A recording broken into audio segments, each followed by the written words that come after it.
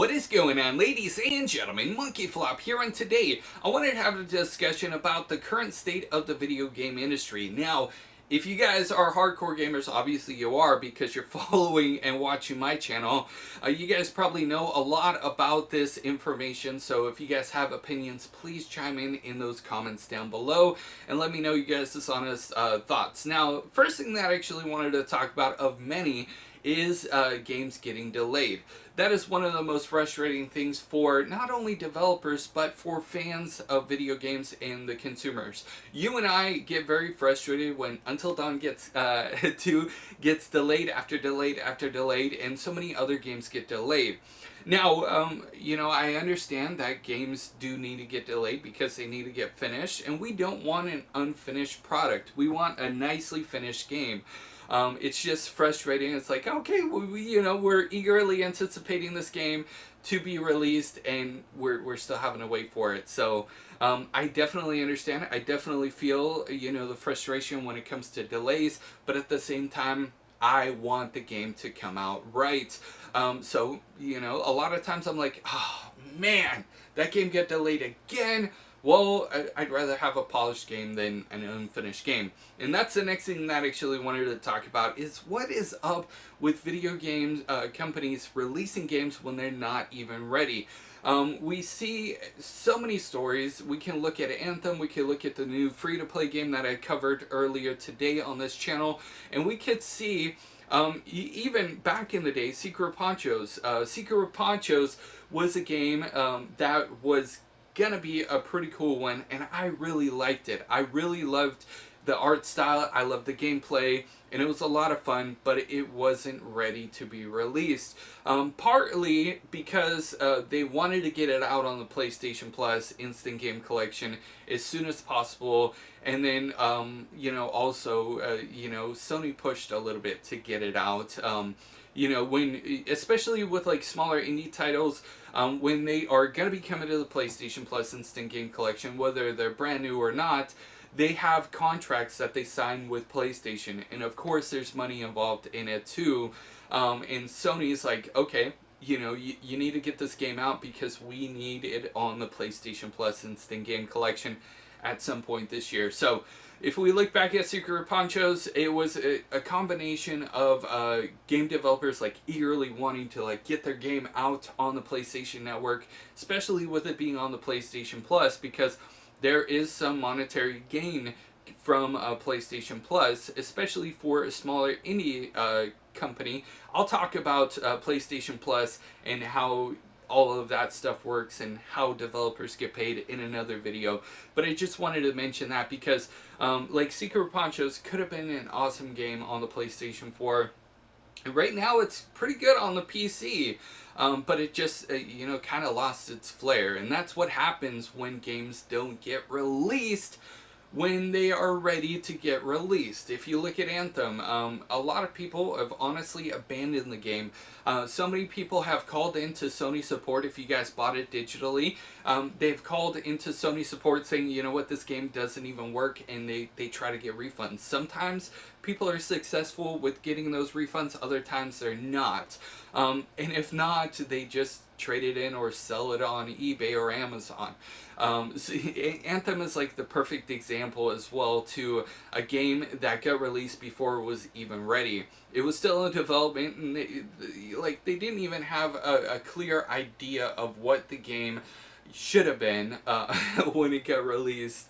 If you look back at the stories, you'll know exactly what I'm talking about. Now, I don't want to dunk or slam on a lot of these video games that get released before they are even ready to get released, because there's a lot of things that go into making games.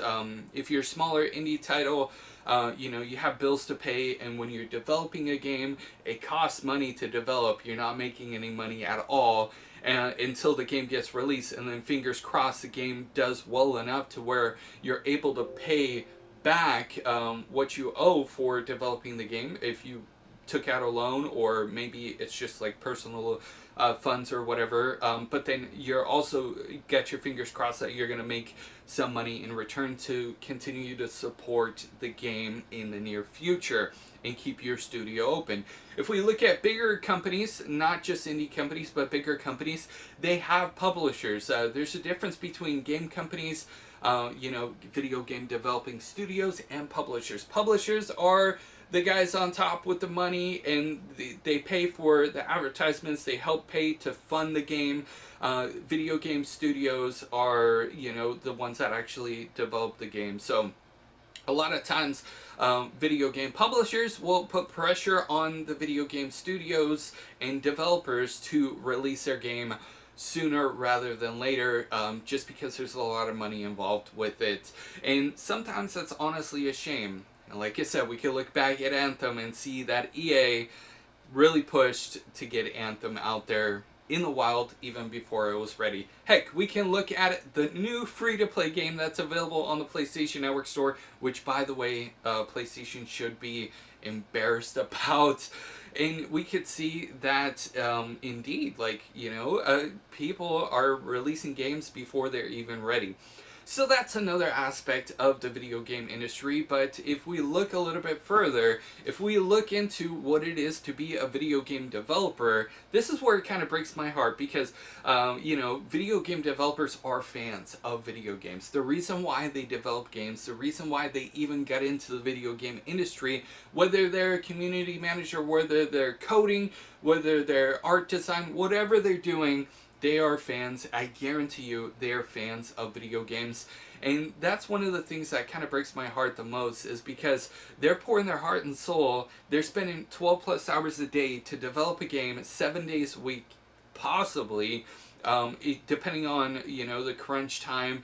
The crunch time is actually real in the video game industry, and then it gets released, and either they get praised for the game and everything's all gravy, or they get completely dunked on, which that part really breaks my heart. But if you look at video game developers even further, you will see that they are constantly they don't have a steady job. They're constantly moving. They're constantly having to relocate their entire family because a project is done.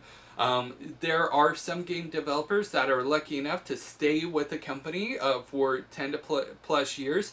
But honestly, most game developers that I follow on Twitter, one day they're working for EA. Next day, all of a sudden, they lost their job, or they got laid off, or the video game project got finished and they have to move on. They have to look for other work. And, we can look at Gearbox Studios. Gearbox Studios is located in Texas. Can you imagine working at Gearbox Studios and then all of a sudden getting laid off? And then you have to figure out, okay, where am I going to work next? You have to have money saved up for the transition period of not working and finding another gig, another place that you can work at to develop games.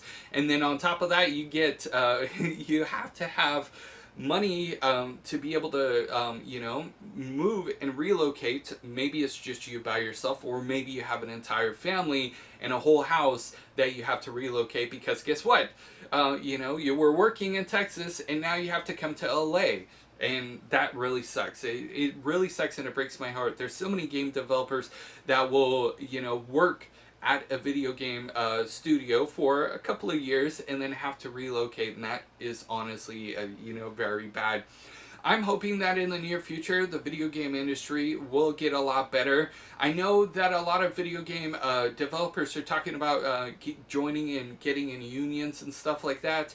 I don't really follow politics like that. I don't know if it's a good thing or if it's a bad thing, but I just know that, we are moving a little bit closer to sanity when it comes to the video games industry. But I kind of just wanted to, ramble out and let you guys know my thoughts and opinions about the current state of the video game industry.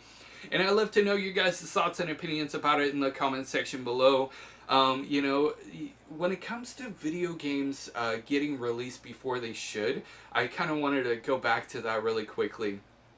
Because, like I said, I don't hold anything against the video game developers. In fact, I appreciate the fact that they're spending so much time on the video game and so much time probably away from, enjoying life in playing video games, or maybe going out with their friends and family, spending time with them. They're spending so much time developing games that I honestly appreciate you, developers. I really do. And I don't blame any of you guys for, unfinished games. I really blame whoever's in charge, whether it be a big video game publishing company, whether it being Sony or PlayStation or Xbox or Nintendo, or whether it being whoever's in charge of that small indie company that just wants to get their game out there. So yeah, those are my thoughts, my opinions. I'd love to know your guys's in those comments down below. I just seeing a lot of this stuff kind of like, it just hit me in my feels, and I wanted to share with you guys. So thank you guys so much for watching. I will see you guys in the next news update. You guys are freaking awesome.